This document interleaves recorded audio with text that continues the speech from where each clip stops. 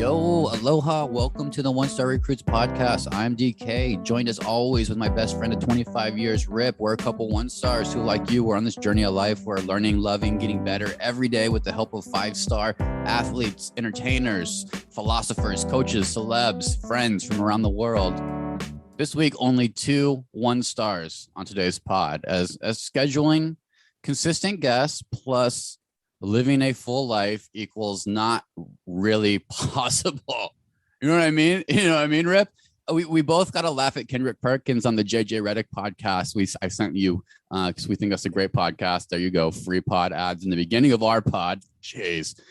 But we got him talking about how many times they had to cancel and reschedule and just how difficult it is. Rip, you're the perk of Long Beach. You're hella busy, dad, full-time job, full-time podcaster, part-time vegan. And I got to tell you, DK, I'm fresh off a 4-day vacation. We'll talk about this later, but I was totally off the grid for like 3 days. I'm re-energized. I'm back. I'm happy to be here with you, DK, and we got new life coming for the pod starting next week with a guest. But really, yeah, I was off the grid for 3 days, no cell service, nothing, which is probably the biggest reason we don't have a guest this week. But I'm re-energized, man. I couldn't be happier. No, it's okay, man. It's tough to do the full thing. What is off the grid? What does that mean? Off social media? What does off the grid mean to you? Dude, it means I'm out in a part of the world where there's no cell reception. So the phone's turned off for basically 72 hours. Big Sur, California, right next to the ocean, the cool Pacific Ocean. And I had no contact other than with the people I was there with for 3 days. It was beautiful. Nice. And everybody in the group also agreed to this? Was it when you lock your phones in the car thing, or that was just a Rip thing? No, they don't have cell service there. So I honestly didn't even I use like everyone, I use my phone for my clock too. So there was the majority of that time, I didn't even know what time it was. I was like looking at the sun to tell what time it was. I love that great, shit. Man. Yeah. You're on Lost, like you're on Lost, a TV show, dude. Well, I love that, man. Is it, I don't want to, it's bad podcasting if we just go through your vacation. Anything stand out really fast from Big Sur that just hit your brain immediately from the trip? Bam, that you want to fucking throw out there? Poison ivy, poison oak. You got to watch out for it. I still can't tell what's poison oak, poison ivy versus a real plant. And luckily none of us got it, but man, it was everywhere up there. I don't know, That's DK. The first thing that comes to mind from your trip is poison ivy, poison oak, but didn't nobody even got it? I thought you were going to say people got it. No, because I wanted to ask you if you know how to identify it. I mean, it's one of those things that if you're a city person, like you see it, once every few years, you don't know what the hell you're looking for. Maybe you fucked up right there and not having phone, because that could be immediate. Let me see if I can Google this and get a picture up so you can tell the downfalls of not having technology. Isn't it 3? It's a leaf with 3 prongs and it has small splotches on it, red splotches. Is that right? Do you know? I heard something about both of those, but there's also tons of leaves with 3 prongs that aren't poison ivy. So it's really like trying to differentiate them. So we basically told the kids, don't step on anything green. Like, don't go near anything green. Oh, yeah, like lava, hot lava them. Hot lava games. The floor is lava. Yeah, the floor is lava. That shit still plays, huh? That's still a play call you can play. I also didn't shower for 3 days, so that was kind of cool. What? You had a random turn? Okay, you appreciate not showering. Your own scent, your pheromones were working. Any comments from the group you were with? Everybody was cool with you not showering. You're not really that smelly of a dude. You're not that like comedian Adam Lamb might be a little bit more smellier. You're not that smelly of a dude. I'm kind of smelly, man. I'm not a huge guy, and I don't have tons of like fat hiding all my creases and stuff. But man, that shower when I got back, like that shower when you get back in your own house, that hits so much different. That first shower.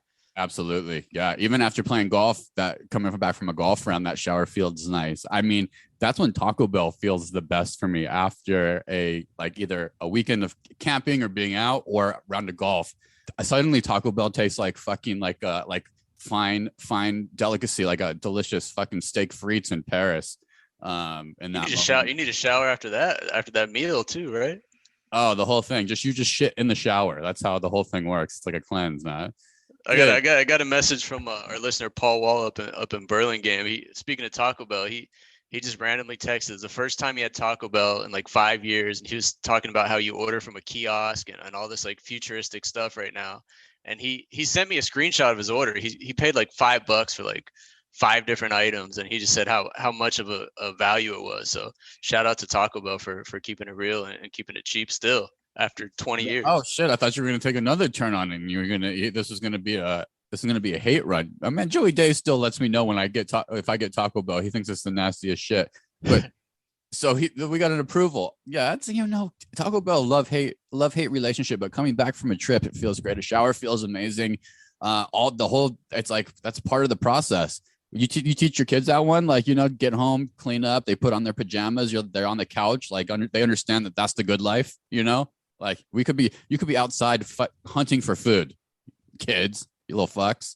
Yeah, it definitely makes them appreciate it because they talk, as parents, one of the things is like, oh, you can't have so much screen time, no more than like an hour of screen time a day for the kids. And they had none for 3 days. So it's like when they got back, I'm like, oh, go ahead and watch a movie, guys. You average it out. It's, that they deserve it. So yeah, man, they appreciate it a little bit more. Well, I'm like you. So I too, you inspired me to also, I keep all my social media, which isn't a lot. It's now only Instagram and Twitter. On my iPad. It's like a trash iPad. It's like a fucking shame iPad. And I had Kimmy hide that thing last week when right after the podcast, right after Wednesday. So I've been off, and I wanted to ask you how your brain actually feels. A little bit in mine, and I'm working through it still. I've definitely gotten more time back in my day, for sure. I also feel like there's a little bit more headspace. I opened up a little bit more headspace. It was just being clogged by kind of maybe shit I don't care about. No offense. I love everybody, but maybe shit I don't care about as much. Kind of just open that headspace for a little bit more thought and a little bit more, I think, creativity to flow a bit. So I'm going to keep it going. I started as a week. I'm going to do a full month. No social media. That's crazy. I know I sent you a screenshot of my, average screen time after I got back from camping, like cut in half because I didn't have my phone for 3 days. How are you feeling that time, like so far? How do you find yourself? Well, it leads into my second bullshit part, and I don't want to go too long with the story, so cut me off as soon as this gets. But this is also good and bad, problematic and bad to start a time to not do social media for me. But I'm getting old, man. I had a 1-star muscle back strain. I pulled my back out. You know how older people used to say that all the time? I pulled my back out, or my back's thrown out. You know what I mean? You're now that older person, right? I'm that dude. Are you a pull your back out guy? Or do you ever throw your back out? They say throw your back out. Have you that ever happened to you? No, I feel like everyone I know that does that, including you, like it happens to like once every couple of years, but then other people it never happens to. So I'm luckily one of those people. I've never done it before. Oh, you're so lucky, man. I was able to Nick B actually helped me through it a little bit. It's lower back injury, man, and I've had back surgery. I've had some back issues, but the last 6 days I've had this terrible muscle strain in my lower back. Fucking kettlebell swings, man. It was kettlebell swings the day after a round of 18 holes of golf. So I did 18 holes of golf. I did what we talked about, got Taco Bell, feeling really good, big endorphins, mom, eating Taco Bell, shower. Next day, I go to the gym because I'm still feeling good, maybe because I'm fucking still on that Taco Bell high, whatever. I'm doing a workout. I'm like, oh, I should keep my heart. I'm just doing weights, the normal workout. I'm like, I should keep my heart rate up. I used to do kettlebells before my back surgery. I'll do some kettlebell swings, just keep my fucking heart rate up. Terrible idea. So I think this whole thing goes in 3 phases. So the injury occurs there, I believe. It's maybe a combo of like a decent golf swing, but when I chunk a ball on the golf course that day before, I'll take a big divot out, AKA mom, a piece of grass divot on the golf course. And I feel it in the lower right-hand side of my back phase. And then the kettlebells was the next level. So first of all, I'm gonna fucking retire kettlebells. Are you in on kettlebells, bro? I've never worked out with a kettlebell in my life. Well, actually, when's the last time before you threw your back out just now, when's the last time you touched a kettlebell? Or is that a regular thing? Probably with a kettlebell swing. No, before it was, but it's been about 3 years. I used to go to that's it right there, gym. Bro. You tried it for the first time in 3 years? Yeah, and my core's not right. It was all just, I shouldn't have done that. I shouldn't have fucking done that. It was anyway. So I'm going to retire kettlebells. I don't need them in my life anymore. So phase 2. So that's phase 1. So phase 1's the fucking injury. Probably combo of golf swing, kettlebells, hit it in. So phase 2 hits first your fucking back locks up and it's serious pain, scary pain, cry out for help pain. when you're fucking back. And talk to me, back people, if you know what I mean, but it's real pain. So your back locks up. On me, it locks up when I activate that muscle when sitting up, especially when just like sliding around, like the movement in my car to go from right to left to get out of my car. That movement in my right hand side of my back fucking locks that shit up. So 2 days later, I'm sitting at a restaurant waiting for my food. I sit down. I knew I shouldn't have sat down. Try to get up, locks up.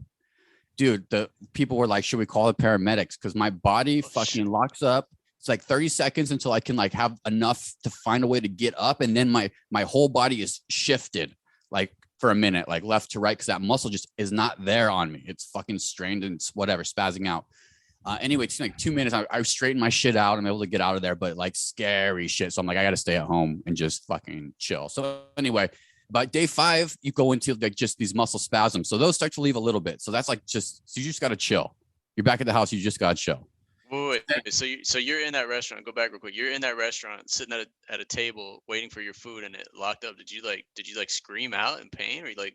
It was like a scream, yeah, like a scream out, but like a person who doesn't want to scream out, like all the most embarrassing things in that moment, but also like I'm trying to be cool.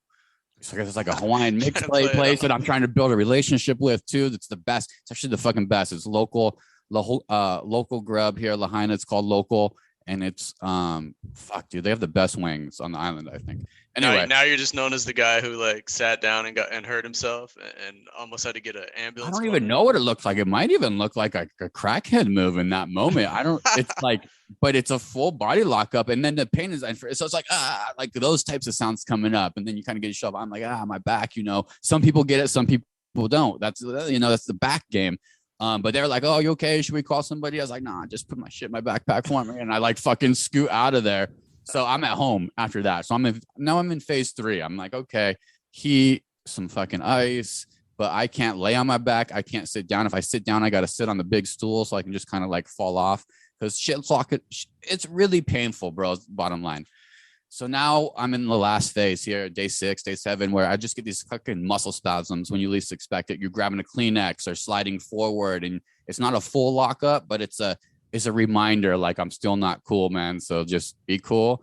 And now I'm learning to trust that shit again, bro. So I'm on day 7. I'm on the final road to recovery. Holy shit. This is getting old. I mean, dude, I got my pup, Louisa. I got to wash her. She needs a pup bath every 3 days. I can't even lift this pup. So she's going on day 6 right now, itching like crazy. Rip, this is getting old, homie. This is what's happening.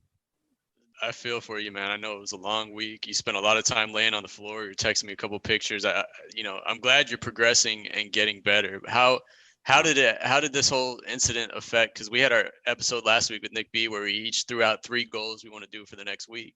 How did all that affect you accomplishing those goals? So I got him pulled up. Let's run through them. Great accountability transfer. Fucking podcasting pro. Fucking part-time vegan. I had 10K steps.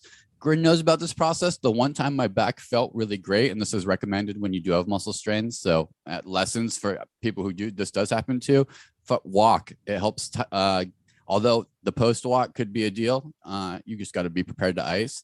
I got 10K steps, and I got right about there between 8 and 10. I didn't want to do too crazy, but my first goal was walk 10K steps each day. So I did nail that. Walking was one of the moments that felt actually good. When laying down and sitting down felt shitty. So nailed that one. Nailed that even with your injury? Average 8 to 10K steps a day, even with the injury? Yeah, I'm looking at it right now, 9,200. So just below. So I'm going to say it's not a pass. Nick B would not give me a pass on that one. So it's not a fucking pass, but it's close with this. And like I said, it's because that's the time my back felt. So I was taking the dogs on 2 extra walks because my shit felt better that way.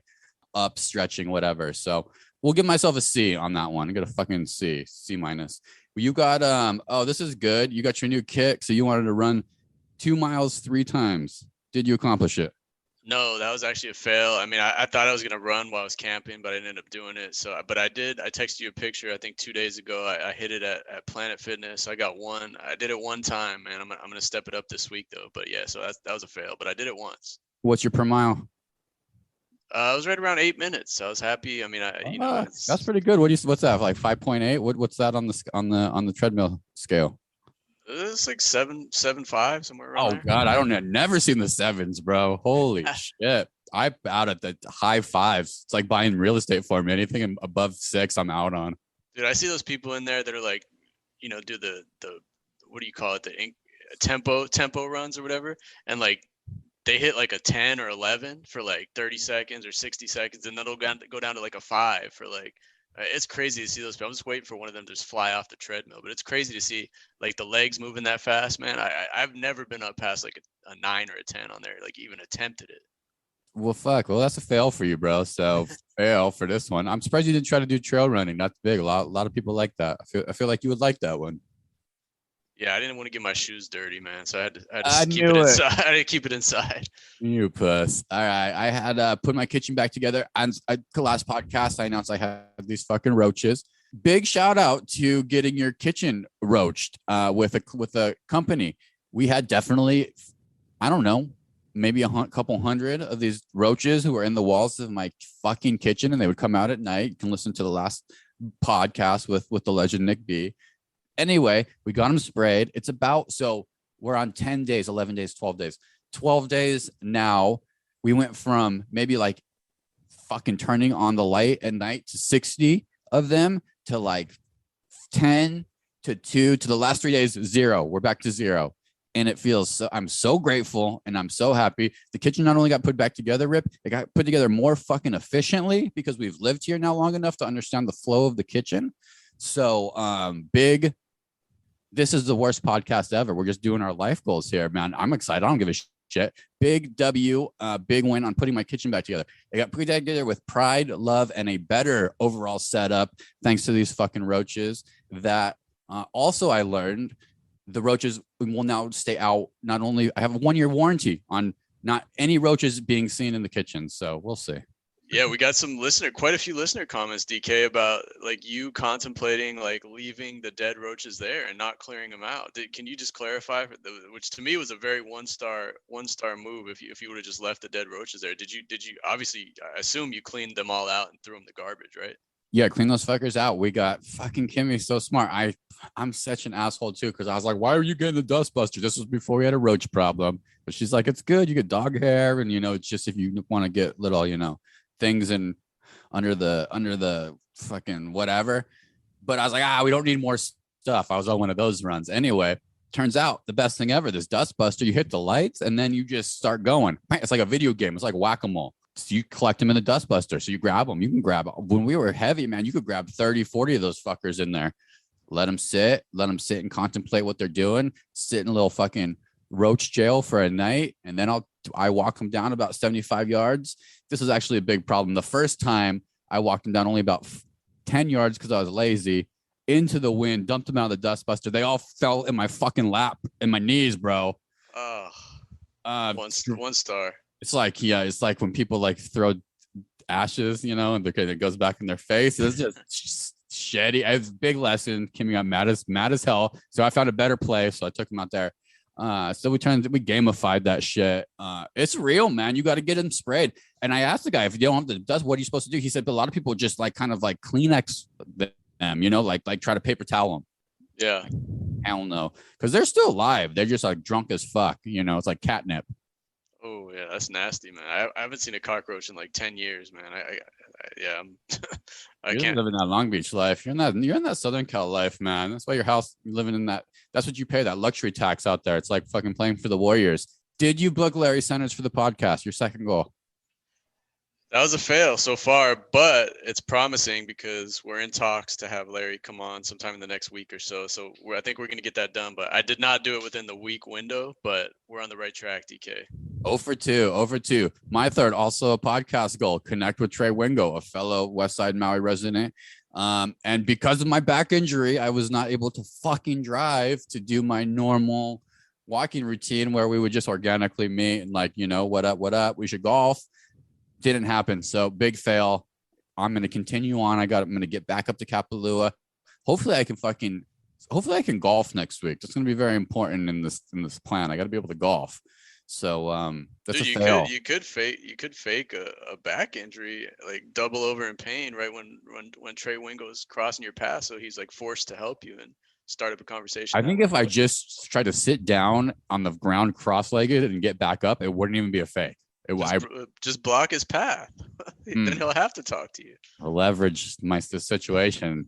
Interesting and creepy, man. Well, we fucking sucked at these goals a little bit. 1 for 3. Your final bare feet in nature. Fucking nature picks. Yeah, get out there in nature. We said bare feet in nature. Just get out there, connect with nature. Did you accomplish that? Yeah, that was my gimme one because I knew I was gonna be disconnected. It was basically to disconnect and enjoy nature and appreciate it. And like I said, I did that for 3 days, man. So that was my one for 3 right there. I accomplished it. But let's keep going on the ones we kind of failed at to make sure we accomplish those in the next week or so. Yeah, I won't bore the listeners by setting new ones. But Nick B and I is we run them every week. We're gonna run tomorrow. Do you want to participate, Rip? Beyond just in normal life, you want us to throw you on every week? It's about a 10-minute call. I don't know if I'm ready for that. But if you keep throwing up 1 for 3s, fucking, you're not ready for it. That's really the true thing. So when you're ready to commit to the game, you let us know. We'll let you in the club. Any listeners out there who want to participate in 3 goals is what we call it. Hit us up on Twitter, DM us. We'll let you in for sure. Right now, it's me and Nick B setting goals, holding each other accountable. We'd love to have anybody join. Speaking of some of our 1-stars out there, our fellow 1-stars, our countrymen. Congrats to the NHL champions, the Colorado Avalanche. A lot of 1-star hockey listeners out there, in particular our guys Seymour and Washburn, big fans. Washburn in Denver, Seymour in Utah, but they also called this team very early, which is kind of impressive. I don't think they were the early money favorites. I hope you guys did make some money on the Avalanche winning the cup, and it's nice to have the cup back in Denver. It feels like it's a good spot for it to be, right, Rip? You feel fine, feel good for you, but Stanley Cups in Denver. Yeah, they kind of felt like, the most exciting team all year. I know they had the guy that won the defensive award as the top defenseman in the NHL, but man, they were scoring goals at a crazy rate. I know my son Wes was his name, looking Rip. up the scores. Rip. Wes was looking. Well, say his name first. Come on, we gotta do better with hockey. Say his name. Go ahead. Who's that defenseman? Go ahead. Don't look it up. Is it Kale Maker? Is it Makar? I'm gonna go with Makar. There. That's I have no idea. All right, that's legit. But Wes was on those scores still, so he was keeping you. Yeah, posted. I mean, I was waking up in the morning. He was reporting the Avalanche scored 9 goals last night. The Avalanche scored 7 last night. So man, I appreciate that offense. It kind of reminded me of the those Tampa Bay Buccaneers offenses were scoring like tons of points. So I appreciate that. Hell yeah. I'm glad. I did too. Congrats. I felt good. I mean, a lot of hot, very good looking hockey wives after celebrating. So if youngsters, if you want a hot wife, hockey seems to be a great sport for hot wife attractions. But it's a, I was kind of thinking through that. Let me ask you this, Rip. Let me ask you this. So Denver and Tampa Bay, if somebody gave you an all expense paid trip, hey, Rip, you could spend 3 days in this city, all expense paid trip, best hotel, you can go to best restaurants. You picking Denver or you picking Tampa Bay? It's kind of like in Denver, you got legal cannabis. Tampa Bay, I think you have legal meth. I'm definitely going to Denver, DCAT. I wouldn't even hesitate on that one. I've been to Tampa. We were in Tampa together, but it wasn't. That's not a super exciting city to me. Denver's got all the breweries. It's got the little downtown there. It's a very bikeable city. I love Denver, man, but just not in the winter. You get better value in Tampa Bay. You're gonna get better value, save a little bit of money in Florida. Might get better weather depending on what type of year. Our guy Dick Vitale has a lot of great things to say about the downtown. What else? There's better strip clubs in Tampa Bay versus Denver. I think I too am also going to Denver. Where's the better pizza? What's the better pizza town, Denver or Tampa? I don't know enough, man. I'm going to give Denver probably most things, but I think pizza might give Tampa Bay. It's closer to New York. That's what I'm going to stick to that right there. I don't know. I've never heard pizza and Tampa put together in the same sentence. And we have been to a pizzeria in downtown Denver that was amazing. So I got to give it to Denver for that. You're not going to persuade me, man. I'm going Denver all the way. Yeah, fuck, man. I'm excited. There's a new food truck village sprouting up around the corner from me here in Lahaina. You've never been to Maui, listeners. If you know where the Sugar train station is, it's kind of now defunct, and it was just kind of like a beat down little area for a little bit. But some company bought it. I think it's a food truck company who kind of does these conglomerate land grabs, upgrades, and then leases out the space to food trucks, like maybe like a salon would rent out chairs. You know what I'm saying, Rip? Yeah, that sounds nice. How many are we talking? It's about, I don't know, 300 yards from my condo, which is great because more food options the better. So I have currently just within walking distance, I have a health food store, I have a Taco Bell, I have a bakery, and I have a shave ice and a hot dog place. That's all within maybe 150 yards, which is crazy. Like such good options for living on an island.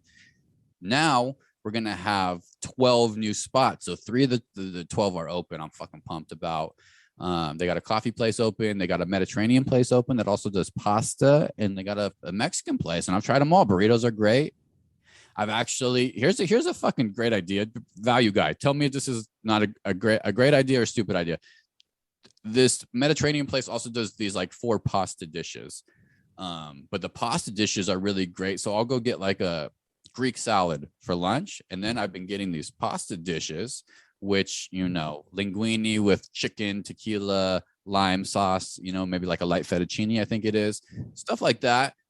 And then throw in the fridge, and then just throw some fucking butter in the in a frying pan and reheat that for dinner that night. Boom, 2 for 1. So I was thinking more food trucks should maybe sell like their main item, like your Mediterranean place, sell your gyro, but also do a takeaway to reheat for later. Would you be into that? Would you buy that shit? Like a package deal?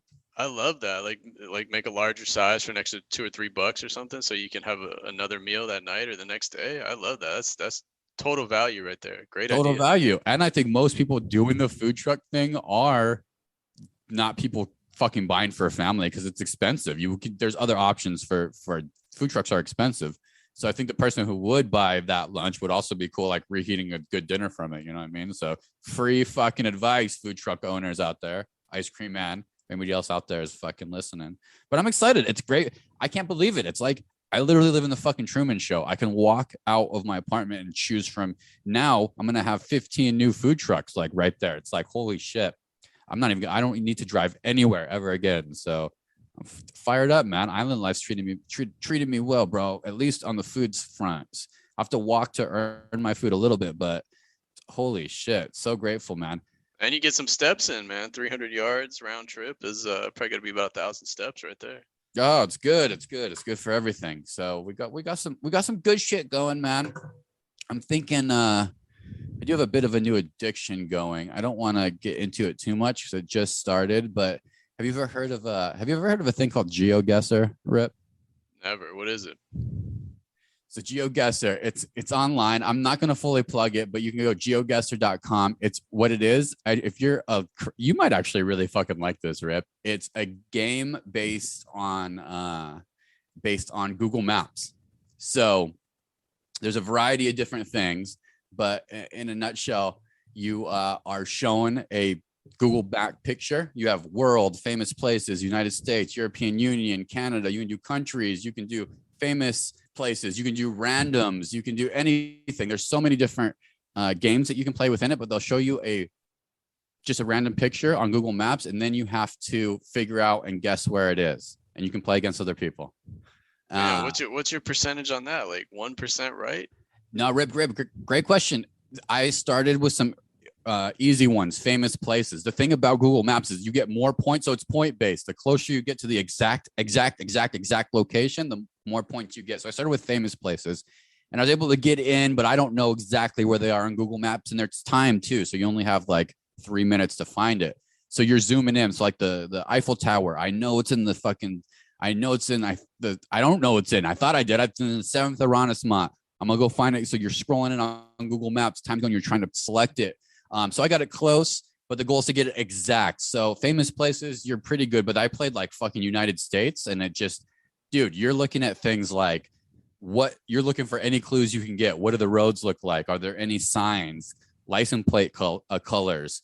You're just trying to get clues as quick as you can and get in and guess before the person you're playing against or the clock runs out. And it's pretty fucking wild, man. And there's some guys who can look in 2 seconds or less and tell you what country is the dirt that you're looking at and what part of the country it is. Like some people are really fucking good at it. So I don't know if it's crazy or not. I just got into it. It's I like Google Maps. Like I'm the type of dude who will fuck with Google Maps, even if I'm just in a new place. Like I'll chill and I'll zoom in and I'll look at everything where the buildings are set up, where shit is. So I like Google Maps as well. Some geniuses took Google Maps free and gamified it and turned it into a game, which is becoming like a competitive sector of gaming. So GeoGuessr, man. Are you in, Rip? Would you accept a link if I sent you a link to play against me? Yeah, I'll try it. I mean, that sounds fun. I think a great way. I mean, definitely a little stressful, right? But with the timer and everything, but it sounds like a good way to learn about It made geography. me, I don't have a mouse, bro. It made me go out. I was on Amazon fucking buying a mouse so I could zoom in quicker on places. So I'll send you. Is that your recommendation of the week? It's not my recommendation week. It's just my little bit of my addiction. I got to share. I've been doing a lot of resting my back. So I've been doing a lot of laying on the floor, fucking watching shows, man. So I'll let you lead. Hopefully you have something more wholesome than me, because I don't hate. I like television recs, and I think they're relatable, and I think everybody can hit them. But I think you might have something more helpful for the people. What's your rec, bro? I don't know about it. You might have got me on the wrong week for that one, man. But I got an oldie but a goodie. You probably know about this. I don't have fast food a lot, man. But we on the way back from camping, we stopped in at McDonald's. Probably my first time eating McDonald's in like 5 years, dude. 20-piece McNugget, $5. Wreck of the week right there. 20-piece chicken McNugget, $5. I thought it was a value. I didn't know it was that cheap. I was expecting, because food prices have gone up everywhere, I was expecting that thing to be $8-9, but it's still $5, man. 20-piece McNugget. That is not even real full chicken in there, man. It's a little mix of everything. But okay, so value there. How about the taste after a 20-year hiatus? What was your taste recap? What dipping sauce does Rip choose? Sweet and sour is the way to go for me, man. But I do have a comment on that, because I used to love when the nuggets were, super crispy, fried in that oil, and come out super crispy and a little dark brown. But man, maybe it was just this McDonald's on the 5 somewhere in the middle of nowhere in California. But man, they were a little light, man. They were not as crispy as they used to be, a little soft. But the sweet and sour makes them taste, it knocks all that out the window and makes them 5-star. So, dude. 20 nuggets, $5, man. You can't beat that, DK. I mean, value, yeah, but it does. How did your belly feel afterwards? That's the second follow-up. How was your 20-minute afterwards? That's where the psyllium husk comes in, bro. The psyllium husk will take care of anything you put in your body. So you're all good then. And the kids, so you don't get it. So do the kids get on some shit, McDonald's crazy high shit? They love it, or they just like whatevs? Nah, they probably had it like 3 times in their life. They like the Happy Meals with the toys, but my son ate the burger, and my littlest one ate like his 4-piece nugget and the Happy Meal. So they liked it, but they're not like asking for it every time we drive by or anything like that. Yeah, we'll see, man. We'll see. That's where the fast food gets risky, especially in raising kids. You never know, man. I was a household that had to stay away from fast food restaurants. So the second that they opened up for me, which was when I started skateboarding, because I could actually move fucking distances, I went through a run, man, of fast food that I maybe wish my parents would have got out of my system a little bit earlier, but who fucking knows, man. My rec's nice, Rip. So your rec is McD's. I value McNuggets, 20-piece, sweet and sour. Yeah, it's that specific menu item, man, because it's a value, and they're still good after all these years. And they're still good. Yeah, the fries are good too. Did you try fries or no? Oh yeah, the fries have always been good, man. I would go there sometimes just for fries, like back in the day, They got the best fries, yeah, for sure. Well, good for you, living life a little bit, Rip. Fucking proud of you, motherfucker. My Rex, I was laid up, my fucking back, so on the ground, so I dug into Hulu. I don't fuck with Hulu that much, so I felt it was a good opportunity to dig in. First one is a television show. It's about a restaurant, a fucking Chicago sandwich shop, a beef shop, that the owner dies and his brother has to take over. And he was a classically trained chef who now is running this sandwich shop. The plot is not that sexy. Show is incredibly good. It's called The Bear.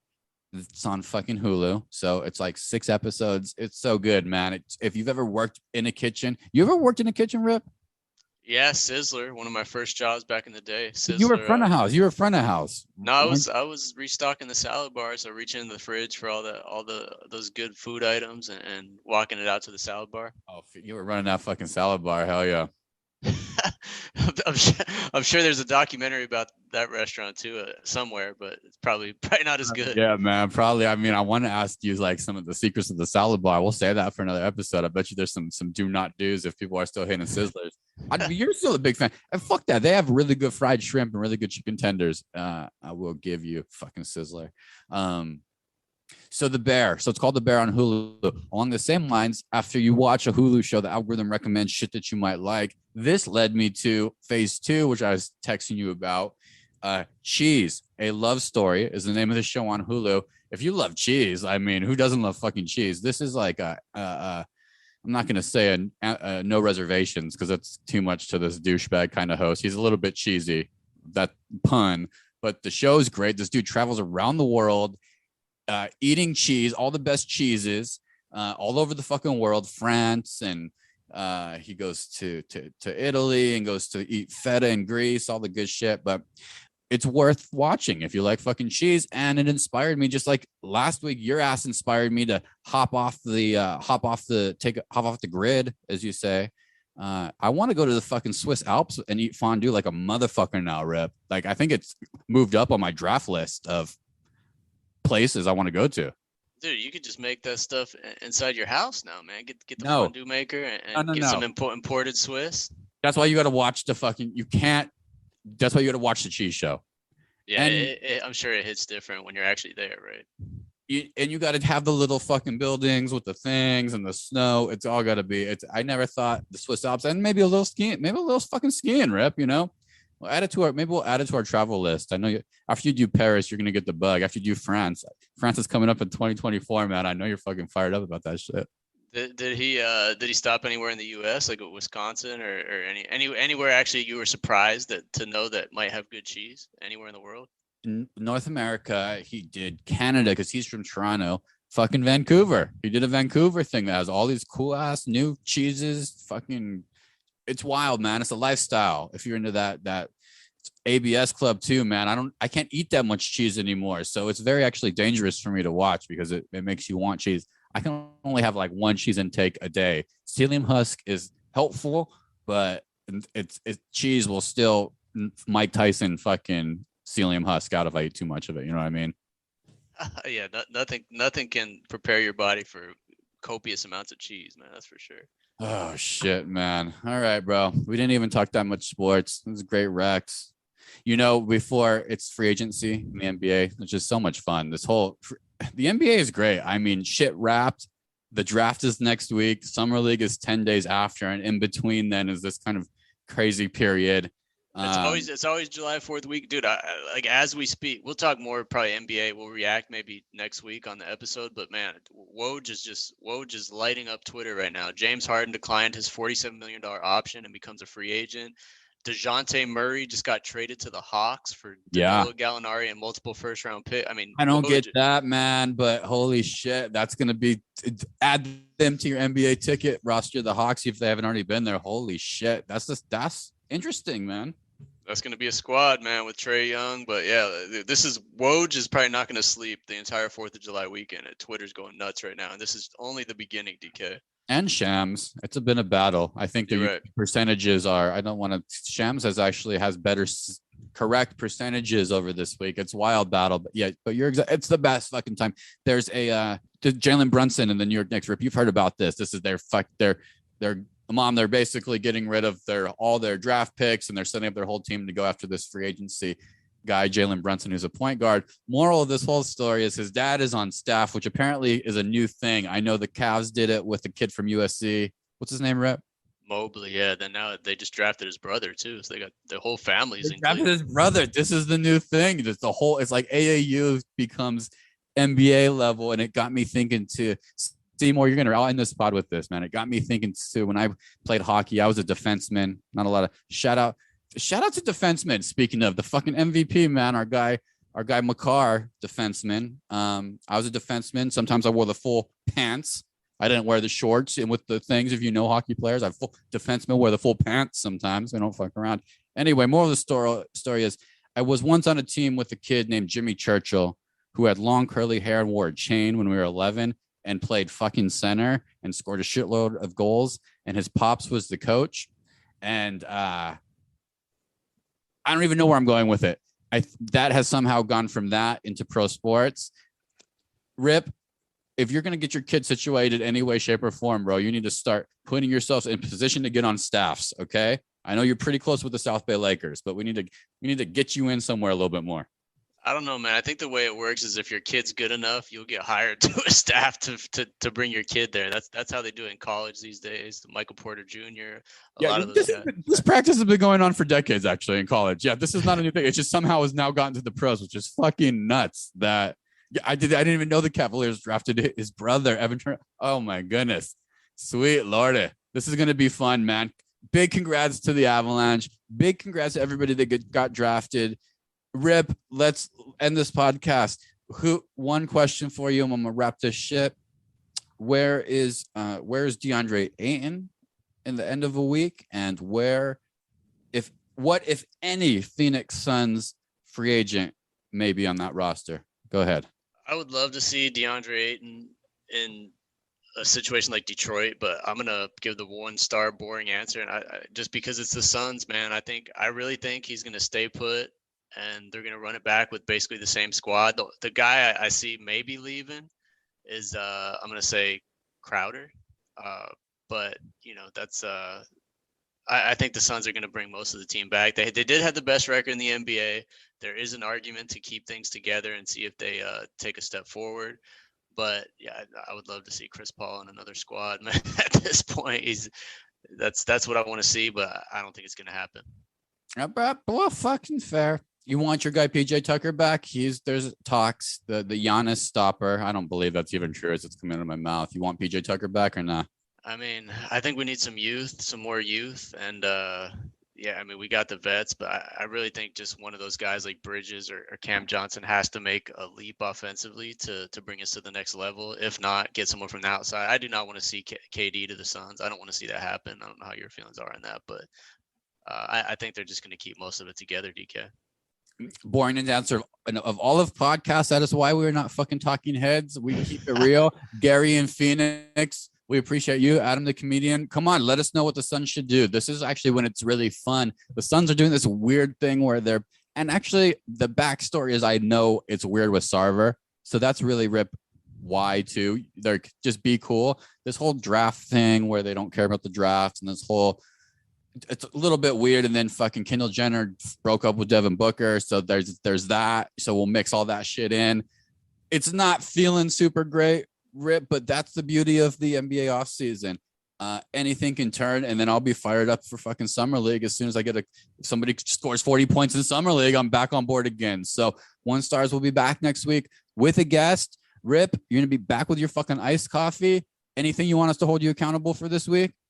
DK, like I said, I'm re-energized booking guests for this pod. We're gonna get a bunch of like some of those summer league guys you talked about, some NBA rookies, some athletic directors at colleges. We're going all over the map to get the 5-star guests, and we're gonna bring it for the rest of the summer and the rest of the year, DK. Hell yeah, man! 1-star bump. My guy Dave Cow, Santa Cruz Warriors. COO participated in his first parade, and really proud of you, Cow.